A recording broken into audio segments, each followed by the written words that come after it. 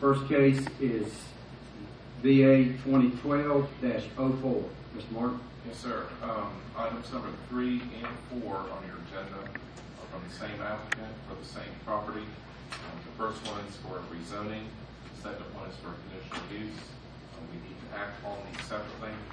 Conditional use, in order to be eligible, has to have the rezoning ahead of it approved. We can't discuss them together since it deals with the same property and the same applicant, but we definitely need to take separate actions. In other words, separate recommendations to the City Council.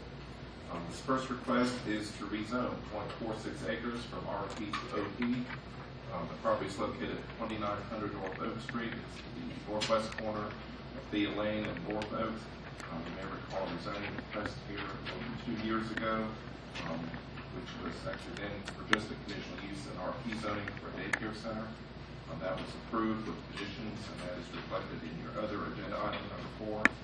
The regulations have since changed, requiring a little different process for larger daycare centers. And the applicant, in this case, is wanting to expand the originally approved size. That is triggering both a rezoning of the property and a new conditional use permit. But we can see just on the rezoning itself in your packet, there's a series of maps. One of them is the zoning pattern. You can see the RP, which exists all along the west side of this portion of North Oak Street. The map in your packet shows a little broader area than what's on the screen. We're just going to zoom it in so you can see it more clearly. You see RP on the west side, CC zoning or commercial type zoning along the east. The land use pattern in this area generally reflects that. On the west side is former residences that have been converted to professional offices, which is commonly found in RP.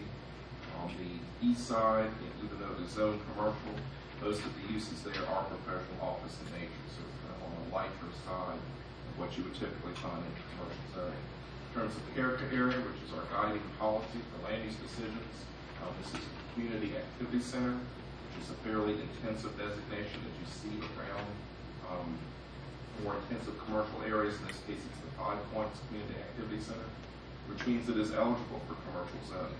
Doesn't mean that commercial zoning is always appropriate throughout this area, but at least it is eligible. Based on the land use pattern, you see this side of Oak Street is an RP or OP type of usage of those professional offices.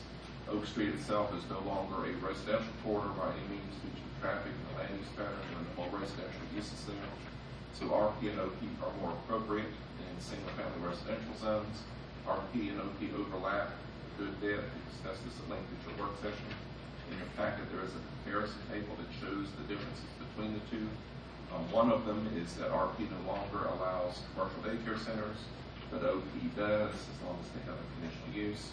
An OP will allow a commercial bank and will allow a funeral home. The other difference on the other side of the fence is RP allows residential uses, including multifamily up to 18 units per acre.